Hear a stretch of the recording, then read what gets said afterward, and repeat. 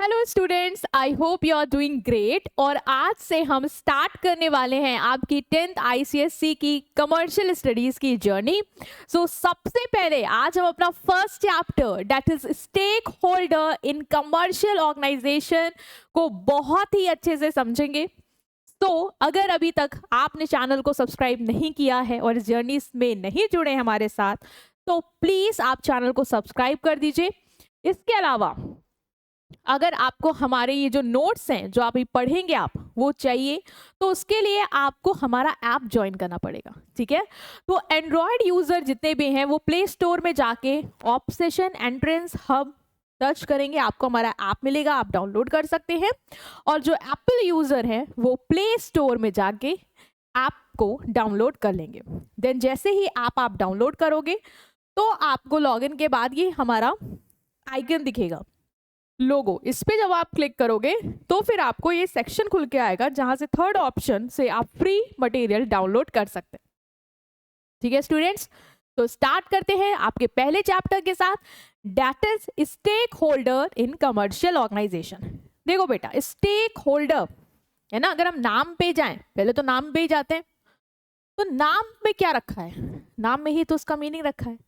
Stake मतलब क्या होता है? स्टेक मतलब होता है तुम्हारा इंटरेस्ट। ठीक है,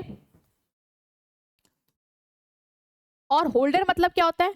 होल्डर मतलब basically person who hold something. तो यहां पे तो स्टेक होल्ड कर रहा है, मतलब कि हु होल्ड इंटरेस्ट। तो मतलब स्टेक होल्डर क्या हो गया? ऐसा पर्सन जो इंटरेस्ट होल्ड करता है। मैम किस में इंटरेस्ट होल्ड करता है? हम तो बहुत सारी चीजों में इंटरेस्ट होल्ड करते हैं, यहाँ पे जो स्टेक होल्डर है ना वो किस में इंटरेस्ट होल्ड कर रहा है? तो देखो ना, चैप्टर के नाम में क्या लिखा है, stake holder in commercial organisation. मतलब कि ऐसी ऑर्गेनाइजेशन में जो कमर्शियल इन नेचर है, मतलब ऐसी एक्टिविटीज कर रही है like sale, exchange to earn profit, money making के लिए। तो हम आते हैं तुम्हारे प्रॉपर मीनिंग के साथ। तुम्हें कॉपी में नोट्स बनाने हैं, ये सब तुम्हें लिखना है अच्छे से। ठीक है, नोट्स वैसे मिल जाएंगे, अभी समझ लो, देन तुम अपना उसको कर सकते हो। तो stakeholder means all those individuals, group और इंस्टीट्यूशन। बेटा पर्सन भी हो सकता है, लोगों का ग्रुप भी हो सकता है, या कोई इंस्टीट्यूशन, ठीक है, कोई संस्था भी हो सकती है जिसका क्या है, स्टेक मतलब इंटरेस्ट है। किसमें? In the functioning and performance of commercial organisation. Commercial बोलो ऑर्गेनाइजेशन या बिजनेस ऑर्गेनाइजेशन बोलो, बिजनेस ऑर्गेनाइजेशन कैसे फंक्शन कर रही है, काम कर रही है, कैसे परफॉर्म कर रही है, इनका क्या होता है, उसमें इंटरेस्ट होता है। भाई ये देखते रहते हैं कि बिजनेस सही से काम कर रही है नहीं कर रही है। ऐसा तो नहीं बिजनेस लॉस में जा रहा है, लॉस में जा रहा है तो इनको बड़ी चिंता रहती। क्यों? क्योंकि इनका भी कुछ दाव में लगा होता है ना। जैसे एम्प्लॉयर, ओनर, उसको क्यों चिंता होती है? भाई उसका पैसा लगा है, बिजनेस सही से फंक्शन नहीं करेगी, परफॉर्म नहीं करेगी, उसका पैसा डूब सकता है। एम्प्लॉइज को क्यों चिंता है? भाई एम्प्लॉइज को सैलरी मिल रही है, बिजनेस सही से काम नहीं करेगा, सही से रन नहीं करेगा तो जॉब जा सकती है, सैलरी जा सकती है ना। इसके अलावा गवर्नमेंट, बहुत सारे अभी सब पढ़ेंगे, सबको बिजनेस में कहीं ना कहीं क्या होता है, इंटरेस्ट होता है। ठीक है, तो ये जो इंडिविजुअल, ग्रुप्स और इंस्टीट्यूशन है जिनका इंटरेस्ट है बिजनेस ऑर्गेनाइजेशन की फंक्शनिंग और परफॉर्मेंस में, इन्हें हम बोलते हैं स्टेक होल्डर। ठीक है, so a person is said to be a stakeholder when that person has interest in the organization. The decision and action of organization influence the stakeholder directly and indirectly. मतलब क्या? मतलब ये कि बेटा business कैसे decision ले रहा है, ठीक है, वो क्या डिसीजन ले रहा है, उससे इन स्टेक होल्डर पे डायरेक्टली या इनडायरेक्टली क्या है, असर पड़ता है। ठीक है, जैसे बिजनेस ने डिसीजन लिया कि हम प्राइस बढ़ाएंगे, तो इस पे असर डायरेक्टली ओनर पे आएगा तुरंत। भाई ओनर का प्रॉफिट बढ़ सकता है या सेल गिर के उसका नुकसान भी हो सकता है ना। इसके अलावा गवर्नमेंट पे भी असर आएगा इनडायरेक्टली। गवर्नमेंट डायरेक्ट बिजनेस से नहीं जुड़ा, इनडायरेक्टली, लेकिन उस पर भी असर आएगा। अगर बिजनेस के प्राइस बढ़े, अगर सेल बढ़ गई तो गवर्नमेंट को टैक्स मिलेगा ज्यादा भाई, और नहीं तो फिर गवर्नमेंट के हाथ से वो जा सकता है अमाउंट। ठीक बेटा, तो हमने समझा कि स्टेक होल्डर क्या, तो all the person who have interest in the functioning and performance of business organization can be termed as stake holder, right. Okay, next आपकी बुक में बेटा डिफरेंस दिया है स्टेक होल्डर और शेयर होल्डर में। क्या मैम ये पढ़ना है, सिलेबस में है, तो नहीं, ये आपके सिलेबस में नहीं है, आप इसको स्किप कर सकते हो। इसके अलावा स्टेक होल्डर और कस्टमर का भी डिफरेंस दिया है, क्या ये सिलेबस में है? नहीं, आप इसको भी स्किप कर सकते हो। शेयर होल्डर और कस्टमर का भी डिफरेंस है बुक में, बट ये भी सिलेबस में नहीं है, आप इसको भी स्किप कर सकते हो, ठीक है। ना ही शेयर होल्डर और क्रेडिटर का है। तो ये सारे डिफरेंस जो भी थे, जो बुक में है तुम्हारी सीवी गुप्ता बुक जो फॉलो करो उसमें तुम्हें दिखेगा, या कोई और बुक भी है अगर ये डिफरेंस है तुम्हारे, तो ये सिलेबस में नहीं है। सिलेबस में तुम्हारा टाइप्स है, जिसमें हम दो तरीके के स्टेक होल्डर पढ़ेंगे, एक होता है इंटरनल और एक होता है एक्सटर्नल। स्टेक होल्डर मतलब all those person, individual, institution या ग्रुप, जो भी कहो, जिनका बिजनेस ऑर्गेनाइजेशन की फंक्शनिंग या परफॉर्मेंस में क्या है, इंटरेस्ट है ना। ओके, ये दो तरीके के होते हैं, या तो इंटरनल होंगे या एक्सटर्नल होंगे। मतलब वो स्टेक होल्डर जो बिजनेस के अंदर है और उनका इंटरेस्ट बिजनेस में है, उन्हें बोलेंगे इंटरनल। और वो स्टेक होल्डर जो बिजनेस के अंदर वर्किंग में नहीं इन्वॉल्व, वो बाहर है, बट देन टू उनका इंटरेस्ट है बिजनेस ऑर्गेनाइजेशन की फंक्शनिंग या परफॉर्मेंस में, उन्हें बोलते हैं एक्सटर्नल स्टेक होल्डर। अब अच्छे से भी देखते हैं, internal stake holder who are involved, मतलब इन्वॉल्व्ड है बिजनेस में, इनका जुड़ाव है, ठीक है, in the business firm from within, ये कीवर्ड है तुम्हारा, विद इन द ऑर्गेनाइजेशन के अंदर से इन्वॉल्व्ड है बिजनेस की एक्टिविटीज में, ठीक है, इन्हें बोलते हैं इंटरनल स्टेक होल्डर। इसमें तुम्हारा ओनर्स या शेयर होल्डर, एम्प्लॉयर्स, एम्प्लॉइज आ जाएंगे। हो सकता है जो तुम्हारा ओनर वही एम्प्लॉयर है, वही शेयर होल्डर भी हो सकता है कि सारे शेयर उसके पास है, या अगर तुमने शेयर डिस्ट्रीब्यूट कर रखे मार्केट में तो शेयर होल्डर बहुत हो सकते हैं, ठीक है। तो जो लोग भी ओनर की कैटेगरी में आते हैं, एम्प्लॉयर की कैटेगरी में आते हैं या एम्प्लॉइज हैं, ये सब तुमको क्या लग रहा है, ऑर्गेनाइजेशन के अंदर काम करते कि नहीं करते? करते हैं, हाँ करते हैं। और ये सब ऑर्गेनाइजेशन के अंदर से ही बिजनेस ऑर्गेनाइजेशन में क्या रख रहे हैं, इंटरेस्ट रख रहे हैं। भाई अगर बिजनेस ऑर्गेनाइजेशन अच्छा काम करेगी तो इनको अच्छा प्रॉफिट मिलेगा, अच्छी सैलरी मिलेगी, नहीं करेगी तो वो जा सकता। तो मतलब इंटरेस्ट तो बिजनेस ऑर्गेनाइजेशन में है और ये विद इन द ऑर्गेनाइजेशन है, तो इसे बोलते हैं इंटरनल स्टेक होल्डर। क्लियर है? तो share holder are the owners, share as owner supply capital and have a important stake in company. वही बोल रहा है कि भाई ये लोग कैपिटल देते हैं, पैसा लगाते हैं, तो इंटरेस्ट होगा कि नहीं होगा। भाई मैंने पैसा लगा दिया तो मैं तो जानना चाहूंगी ना बिजनेस अच्छा कर रहा है नहीं कर रहा है, उसकी फंक्शनिंग, उसकी परफॉर्मेंस सही है या नहीं है। मेरा तो पैसा लगा है, सही करेगा बढ़ेगा, नहीं होगा तो डूब जाएगा। तो I will have interest and I am involve from within the organization, so I will be called as internal stake holder. Next आता है बेटा आपका external stake holder. Stake holder who are contributing to the business enterprise, या तुम लिख सकते हो who are involved in business enterprise, वैसे भी मीनिंग लिख सकते हो, ठीक है। फ्रॉम आउटसाइड, ये कीवर्ड वहां पे क्या बोल रहा था, बिजनेस एक्टिविटीज में इन्वॉल्व्ड है, बिजनेस ऑर्गेनाइजेशन में इन्वॉल्व्ड है, विद इन द ऑर्गेनाइजेशन। यहाँ क्या बोल रहा है, आउटसाइड, ऑर्गेनाइजेशन के बाहर से, ठीक है। इनको बोलते हैं एक्सटर्नल स्टेक होल्डर। इसमें कौन कौन आएगा, इसमें तुम्हारा creditor, suppliers, dealer, competitor, government, local community, media, society, ये सब लोग आ जाएंगे। मतलब जो ऑर्गेनाइजेशन के बाहर है और उनका बिजनेस में इंटर, भाई सरकार तुम्हारे बिजनेस के अंदर से नहीं इन्वॉल्व होती है, ठीक है, वो बाहर है टैक्स कलेक्ट करने के लिए। हाँ भाई उसको इंटरेस्ट जरूर है, तुम अच्छा कर रहे हो नहीं करो, भाई उसको टैक्स लेना है ना। इसके साथ साथ तुम्हारे जितने भी डीलर्स हैं जो तुम्हें रॉ मटेरियल सप्लाई कर रहे हैं, मान लो तुमसे डील कर रहे हैं, सप्लायर्स, डीलर, इनको भी तो इंटरेस्ट है तुम्हारे बिजनेस में, इनको भी तो जानना है तुम अच्छा परफॉर्म कर रहे हो कि नहीं कर रहे हो। क्यों मैम, इनको क्यों जानना है? भाई अगर ये तुम्हें रॉ मटेरियल दे रहे हैं, मान लो, है ना, तुम कल को अच्छा परफॉर्म नहीं कर रहे हो, अगर वो क्रेडिट में तुम्हें माल दे रहे होंगे तो वो देना बंद करेंगे और उनका पैसा उनको नहीं मिलेगा, उनको समझ में तो आ जाएगा ना। तो दे ऑल्सो हैव इंटरेस्ट कि तुम क्या कर रहे हो, कैसे डिसीजन ले रहे हो, परफॉर्मेंस तुम्हारी क्या है। कॉम्पिटिटर भी जानना चाहता है कि तुम्हारा बिजनेस कैसा परफॉर्म कर रहा है। If you are thinking of doing something better than them, तो वो भैया बिल्कुल अलर्ट मोड में आ जाएंगे। तो ये सब लोग तुम्हारे बिजनेस में क्या करते हैं, इंटरेस्ट लेते हैं, बट बाहर से, ठीक है। तो ये तुम्हारा एक डायग्राम भी है, यहाँ पे तुम्हारे इंटरनल लिखे हुए हैं और ये तुम्हारे बाहर एक्सटर्नल लिखे, ये पूरा मिलके ऑर्गेनाइजेशन से कहीं ना कहीं जुड़े हैं, from within and from outside. Clear बेटा? चलो अब ना तुम्हारा ये बहुत इंपॉर्टेंट टॉपिक है, that is difference between internal and external stake holder. Very very very important topic is this. मतलब इंटरनल एक्सटर्नल समझा, अभी डिफरेंस भी समझना है। तुमने इंटरनल एक्सटर्नल समझ लिया ना, तो डिफरेंस तो तुम ऐसे उड़ा देने वाले हो, बट क्वेश्चन जरूर आता है, तो हमारे लिए ये बहुत इंपॉर्टेंट टॉपिक बन जाएगा, तो उसको स्टार मार्क कर लेना, ठीक है। बहुत इंपॉर्टेंट टॉपिक है। क्या डिफरेंस है इंटरनल एक्सटर्नल में? हमने मैम अभी देखा, जो इंटरनल है वो इनसाइड से इन्वॉल्व है, जो एक्सटर्नल है वो आउटसाइड से इन्वॉल्व है। क्या ऐसा ही है? हाँ। तो पोजीशन के मामले में ऐसा ही है बेटा, they operate from inside the organization. ये ऑर्गेनाइजेशन के अंदर से ऑपरेट करते हैं, है ना। एम्प्लॉयर एम्प्लॉय सब क्या है भाई, अंदर से ही ऑर्गेनाइजेशन के डिसीजन मेकिंग में शामिल है, परफॉर्मेंस में शामिल है, रनिंग में शामिल है कि नहीं है। एक्सटर्नल स्टेक होल्डर, क्या सरकार आके तुम्हारा बिजनेस चलवाती है? क्या जो सप्लायर तुम्हें माल दे रहा है वो तुम्हारे इंटरनल ऑपरेशन दिखवाता है, देखता है, डिसीजन में बैठता है? नहीं। तो ये आउटसाइड द ऑर्गेनाइजेशन से ऑपरेट हो रहे हैं। क्लियर? ओके। तो ये किसके बेसिस पे था? Position, in, out. ठीक। Next is role. क्या है?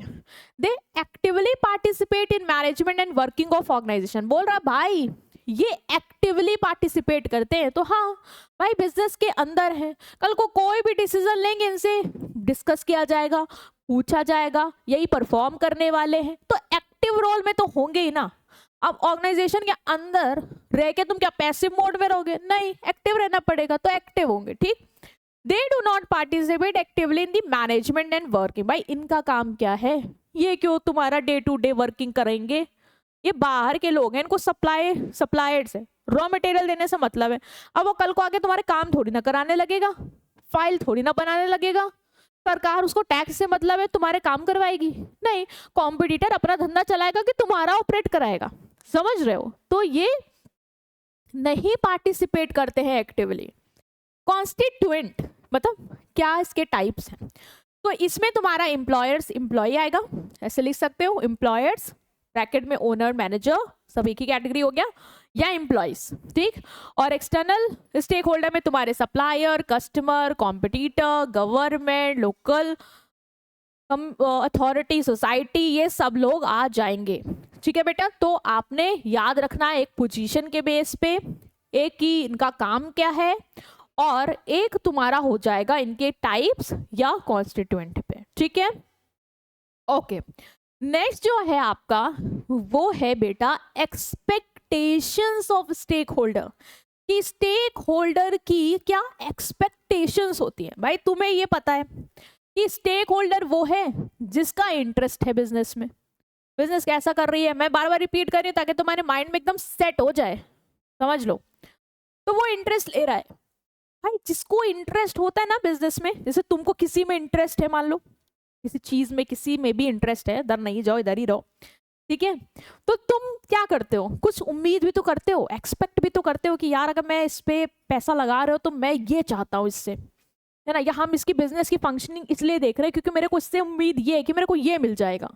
तो वैसे ही हर स्टेक होल्डर जो बिजनेस से जुड़ा है, इन्वॉल्व है, चाहे बाहर से हो अंदर से हो, उसकी भी कुछ उम्मीदें होती हैं। ठीक है, वो हम देखने वाले हैं। तो सबसे पहले हम इंटरनल वालों को देख लेंगे, जिसमें हम स्टार्ट कर रहे हैं एक्सपेक्टेशन ऑफ योर एम्प्लॉयर्स। इसमें ओनर्स, शेयर होल्डर, मैनेजर सब आ जाएंगे। ठीक है। तो ये क्या एक्सपेक्ट करते हैं? ये सबसे पहले तो भाई इन्होंने पैसा लगाया है ना, ओनर है, उसने बिजनेस स्टार्ट किया, उसने पैसा लगाया भाई, इन्वेस्ट किया है। ठीक है, कैपिटल लगाई है, चाहे शेयर होल्डर हो, शेयर खरीदा हो, पैसा लगा दिया। ठीक। मैनेजर है, मैनेज कर रहा, पैसा लगा। इनकी बहुत उम्मीद होती है, ये जो एम्प्लॉयर्स हैं, ओनर्स हैं, इनकी बहुत उम्मीद होती है। ये पहला क्या कि जो पैसा लगाए भाई वो सेफ रहे, कल को बिजनेस ठप हो गया तो हमारा तो पैसा बर्बाद हो जाएगा। तो हम इसलिए इंटरेस्ट लेते हैं कि बिजनेस सही से चले, परफॉर्म करे, कि पहला हमारा पैसा सेफ रहे। दूसरा, फेयर एंड रेगुलर रिटर्न मिले। भाई अगर मेरे को कैपिटल में डिविडेंड मिल रहा है, जो शेयर होल्डर होते हैं उनको डिविडेंड मिलता है, प्रॉफिट में शेयर मिलता है, उसको डिविडेंड बोलते हैं। तो हम ये चाहेंगे ना कि मेरा डिविडेंड का जो भी मिल रहा है मुझे वो फेयर मिले, मतलब सही मिले, ऐसा हो मेरे साथ धोखाधड़ी हो, और दूसरा रेट भी उसका सही हो। ठीक है, रिटर्न मुझे रेगुलर मिले, ये नहीं कि इस साल डिविडेंड मिला अगले साल कोई पूछ ही नहीं रहा है, नहीं। दूसरा, capital appreciation the value of their investment. भाई जो उन्होंने पैसा लगाया है, इन्वेस्ट किया है, वो पैसा बढ़े, ऐसा भी एक्सपेक्ट करेंगे, अप्रिशिएट हो मतलब बढ़े। Accurate up to date information about the working and financial health of company, company कैसे काम कर रही है, उसकी फाइनेंशियल हेल्थ कैसी है, जैसे तुम्हारी हेल्थ होती है ना वैसे कंपनी की फाइनेंशियल हेल्थ होती है, भाई पैसे बना रही है, डूब रही है, या रुकी हुई है, ना बढ़ रही है ना घट रही है, क्या चल रहा है, ये मेरे को इन्फॉर्मेशन चाहिए, बिल्कुल सही सही इन्फॉर्मेशन चाहिए, मतलब एक्यूरेट अप टू डेट। ऐसा नहीं है मेरे को अगले साल का दिखा रहे हो, अभी का तुरंत का दिखाओ, ठीक है। Next is equal participation in policy decision of company, company के जो भी पॉलिसी डिसीजंस है, कंपनी बहुत सारे डिसीजंस लेती है, तो उसमें हमें पार्टिसिपेट कराया जाए, हमें बोलने का अधिकार दिया जाए, है ना भाई, हम ओनर हैं, हमारा इंटरनल इन्वॉल्वमेंट है, बिजनेस में इंटरेस्ट है, पैसा लगा है, तो हम चाहेंगे नहीं कि जो भी डिसीजन हमसे भी पूछ के लिए जाए, उसमें हमें भी बैठाया जाए। तो ये सारी भाई इनकी एक्सपेक्टेशन होती है, तुम्हें याद रखना है, ठीक है। नेक्स्ट हम समझेंगे कि हमारा जो एम्प्लॉय होता है ना, उसकी क्या एक्सपेक्टेशन होती है, उसकी भी उम्मीदें होती है। तो पहला क्या एक्सपेक्ट करता है वो, security of job and continuity of service under congenial condition. मतलब क्या है, मतलब ये बेटा कि वो ये चाहेगा, एक एम्प्लॉय जो सैलरी के लिए काम कर रहा है भाई, वो तो यही चाहेगा ना कि मेरी सैलरी मुझे मिले, मेरी जॉब सिक्योर है, ऐसा निकल को मेरे को निकाल दिया है ना, मैं सेफली कंटिन्यू कर पाऊँ अपनी सर्विस को। तो पहला तो उसकी एक्सपेक्टेशन ये, कॉन्जिनल मतलब कि जो कंडीशन है वो हैप्पी पीसफुल हो, ठीक है, मतलब कि अच्छी बेटर इन्वायरमेंट में बेसिकली तुम बोल सकते हो, बेटर कंडीशन में वर्क करें। फेयर रेम्यूनरेशन मतलब जो सैलरी है, वेजेस है, वो फेयर मिले, ठीक है, उसमें चीटिंग ना हो। Safe and comfortable working environment, जिस भी इन्वायरमेंट में तुम काम कर रहे हो वो तुम्हारे लिए सेफ हो, ठीक है, और कंफर्टेबल हो, ऐसा ना हो कि भाई बहुत गर्मी में काम कराते हैं, तुम थक जाते हो, तुम्हें चोट लगने का डर है, ऐसा कुछ ना हो। Opportunity for education, self development, promotion and career growth. हर एम्प्लॉय भाई एक जगह टिका नहीं रहना चाहता, वो चाहता है कि कल को वो अगर सुपरवाइजर है तो मैनेजर बने, मैनेजर है तो सीनियर मैनेजर बने, ठीक है। तो उसको ग्रोथ चाहिए, उसके लिए तुम उसको प्रमोशन दो, उसको चीजें सिखाओ, उसका डेवलपमेंट करो, उसको अवेयर करो, तो ये भी वो तुमसे एक्सपेक्ट करता है। तो ये सब जो स्टेक होल्डर है जैसे एम्प्लॉइज, तो इसकी क्या उम्मीदें जुड़ी, ये क्यों बिजनेस में इंटरेस्ट ले रहा है, वो इन वजह से ले रहा है क्योंकि वो ये सब उम्मीद करता है, ठीक है। नेक्स्ट इज हम अब पढ़ने वाले एक्सटर्नल्स के थोड़ा, कि एक्सपेक्टेशन सप्लायर्स की क्या होती है। सप्लायर्स कौन होता है बेटा, जो तुम्हें रॉ मटेरियल सप्लाई कर रहे हैं, ठीक है, इनकी भी कुछ उम्मीद है। पहला, जो भी उन्होंने पैसा सप्लाई किया है, जो भी उन्होंने तुम्हें सप्लाई किया है उसका उनको सही सही पैसा दो, है ना, पैसा मारना नहीं है, कम नहीं देना, फेयर प्राइस देना है। दूसरा, regular and timely payment according to credit terms, मतलब जो भी तुम लोगों ने उधार की टर्म्स डिफाइन करी कि उधार में सामान दे दो, हम तुम्हें इस डेट में पैसा दे देंगे, इस तारीख में पैसा दे देंगे, तो वो तुम फुलफिल भी करो, ठीक है। ये भी एक्सपेक्ट करते हैं बिजनेस से कि टाइमली पेमेंट हो जाए ना, डिले मत करो तुम। Reasonable term of delivery and payment, जो भी डिलीवरी और पेमेंट की टर्म्स एंड कंडीशन हो वो सही हो, ऐसा नहीं तुमने बहुत कम टाइम दो डिलीवरी करने के लिए, रीजनेबल टाइम दीजिए आप। और उनको क्या कहते हैं, जो भी तुमने पेमेंट्स के टर्म्स क्लियर की हैं कि कैश में दोगे क्रेडिट में दोगे, वो भी सही सही होनी चाहिए, दोनों लोग उस पर एग्री कर जाओ। Next is regular order for supply, of course वो तुम्हारे सप्लायर्स हैं, तुम पे डिपेंडेंट है कहीं ना कहीं कि तुम उसे खरीदोगे, उनका धंधा चलेगा, तो तुम उन्हें रेगुलर ऑर्डर भी दो। Correct information about company financial position, और तुम्हारी कंपनी कैसे परफॉर्म कर रही है, तुम फाइनेंशियली स्ट्रांग हो या वीक हो, ऐसा तो नहीं तुम डूब रहे हो और उनसे माल लेके उनको भी डुबाने की कोशिश कर रहे हो, तो ये नहीं करना है। उनको तुम्हें सही सही इन्फॉर्मेशन देनी है अपनी फाइनेंशियल पोजीशन की, कि तुम क्या कहाँ स्टैंड कर रहे हो। नेक्स्ट इज क्रेडिटर्स, क्रेडिटर्स कौन, जिन्होंने तुम्हें उधार में पैसे दिए हैं, इनकी भी कुछ उम्मीदें होती हैं तुमसे। क्या, पहला, safety of loan given them to enterprise, भाई पैसा दिया है तो पैसा दिया है ना, लोन दिया है ना, तो पहला तो वही सेफ रहे, ऐसा ना हो तुम कल को बिजनेस बंद करके भाग जाओ, पैसा उनका डूब जाए, तो ये नहीं होना चाहिए। लोन दिया है तो भाई वो सेफ हो। Regular payment of interest, interest आप पे करते हो, ब्याज देते हो तुम जो लोन लिया है, तो उसको तुम्हें समय पे जो भी टर्म्स हैं, टाइमिंग है कि मंथ में इतने टाइम में किस्त जाती है, वो तुम्हें पे करनी है, ठीक है, बिना बाउंस किए। Return of loan on the expiry, और एक बार जब तुम्हारा लोन ओवर हो जाए, ठीक है, तो तुम उसको क्या कर दो, पूरा पेमेंट वगैरह सब ओवर कर दो। Accurate and up to date information, भाई इनको भी फाइनेंशियल हेल्थ की इन्फॉर्मेशन चाहिए तुम्हारी। Accurate and time to up to date, भाई लोन वाले पूछते हैं आप सही कर रहे हो, धंधा सही जा रहा है नहीं जा रहा, हमें बताओ, है ना, ताकि एटलीस्ट हम अलर्ट रहें आपको लेके कि फर्दर लोन देना है नहीं देना है, आप ब्याज दे रहे हो नहीं दे रहे हो, हम आप पे चेक कर पाए। Next is expectation of associate और कॉम्पिटिटर्स। जो कॉम्पिटिटर्स होते बेटा तुम्हारे, जो कॉम्पिटिटर्स है, कॉम्पिटिटर समझते हो ना, जो तुम्हारे साथ प्लेयर्स हैं और मार्केट में जो सेम चीज कर रहे हैं, जो तुम्हारा जिनसे कंपटीशन है, राइवल्स बेसिकली, उनकी क्या तुमसे उम्मीदें हैं? उनकी भी उम्मीदें होंगी मैम। हाँ बेटा, उनकी भी उम्मीदें होंगी आपसे, वो भी आपके बिजनेस में इंटरेस्ट रखते हैं। क्या उम्मीद है?